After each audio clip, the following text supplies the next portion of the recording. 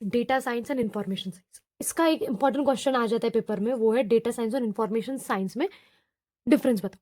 पहली चीज तो data science information science name almost same है, the difference only is of data and information. अब डेटा क्या होता है? डेटा होता है रॉ, रॉ डेटा होता है एकदम, कुछ उस पर हमने प्री प्रोसेसिंग नहीं की, कुछ नहीं, एकदम रॉ डेटा होता है।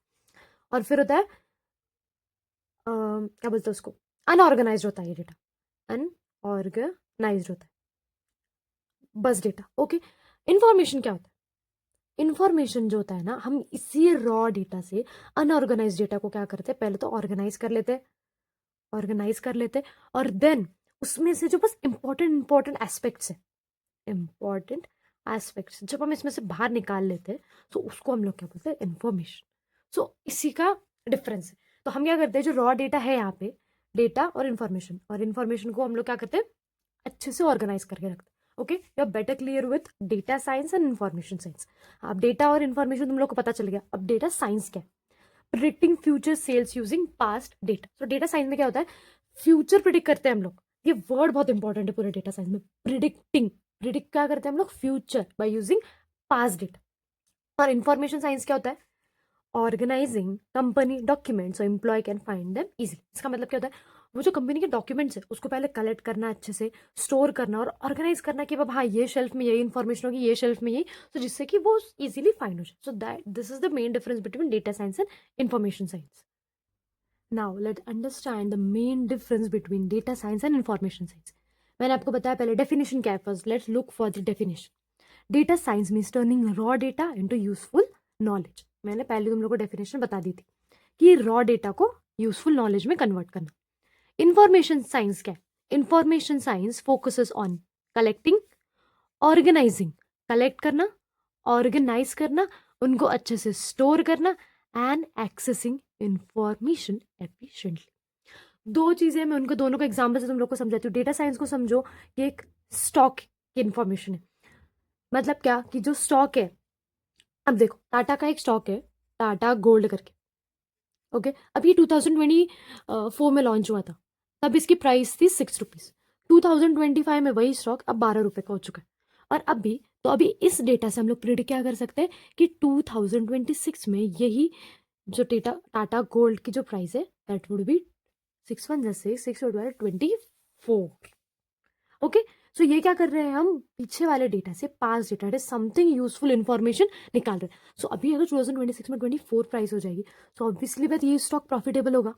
तो उससे हमें समझता है कि क्या डिसीजन लेना चाहिए, अगर हमें स्टॉक खरीदना चाहिए या नहीं खरीदना चाहिए।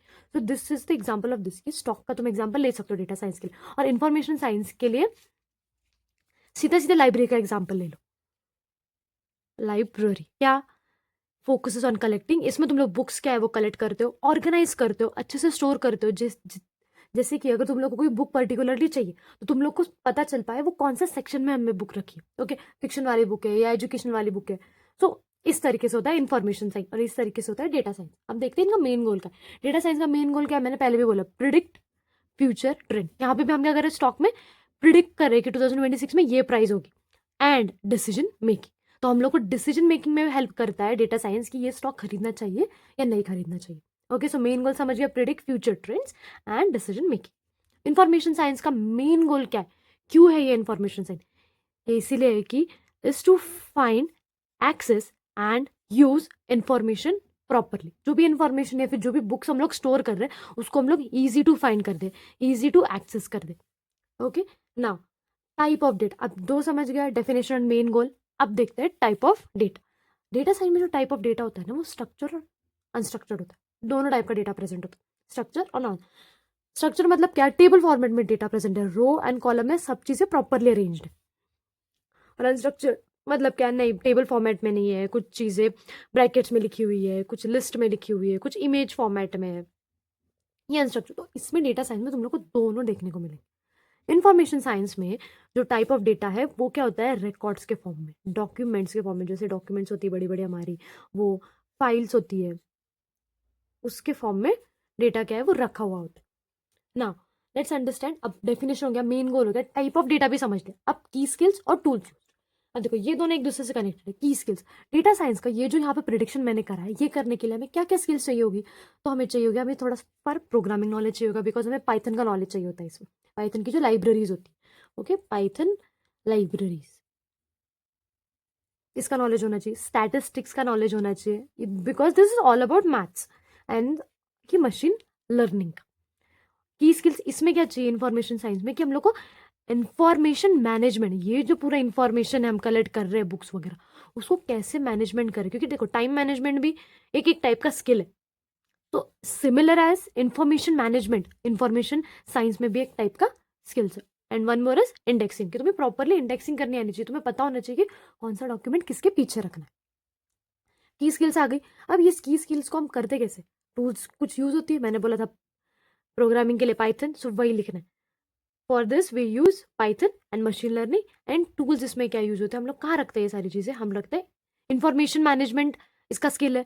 Information system is what it's tool, ऐसे याद रखो। ओके, और ये सारे जो डॉक्यूमेंट्स है, रिकॉर्ड्स है, वो हम कहाँ रखते हैं? डेटा बेस में रखते हैं। नाउ आउटपुट, ये सारी चीजें करके डेटा साइंस की हमें क्या मिलता है? हमें आउटपुट में मिलता है एक प्रिडिक्शन, हमें एक फ्यूचर प्रिडिक्शन मिलता है एंड एक मॉडल बनता है, बिकॉज हम लोग मशीन लर्निंग कर रहे हैं तो हमको एक मॉडल बनेगा जो सीखेगा चीजों से। और इसमें आउटपुट क्या मिलता है? हम लोग को क्या बोलते हैं? एक ऑर्गेनाइज्ड इंफॉर्मेशन, कि अब हमने लास्ट में आउटपुट क्या आ रहा है, हम लोग को इन्फॉर्मेशन साइंस करके एक ऑर्गेनाइज सा हमने एक रूम बना लिया, उसमें हमने सारे बुक्स ऑर्गेनाइज्ड फॉर्म में रख लिए, रिपोर्ट्स हम लोग को मिलती है जो अलाइंड है प्रॉपरली, जो इंडेक्स उनका प्रॉपरली किया हुआ। एप्लीकेशन बिजनेस एनालिटिक्स में, स्टॉक्स में, सेल्स प्रिडिक्ट करने में, किसी शॉप में, बिजनेस एनालिटिक्स में, और इसका एप्लीकेशन क्या है? लाइब्रेरीज में। मैंने ऊपर ही एग्जाम्पल दिया था। Now, let's consider a simple example and the last point of data science versus information science. Example क्या है? Predicting future stock trend using past data. बताया था मैंने इसका? Yes, similar to this. Organizing Amazon company documents for easy access. बराबर है, Amazon company information science के बंदे हायर कर रखे, जैसे कि वो क्या करे, जो कंपनी के डॉक्यूमेंट्स है वो अच्छे से ऑर्गेनाइज करके रखे। सो या, this was all about data science and information science.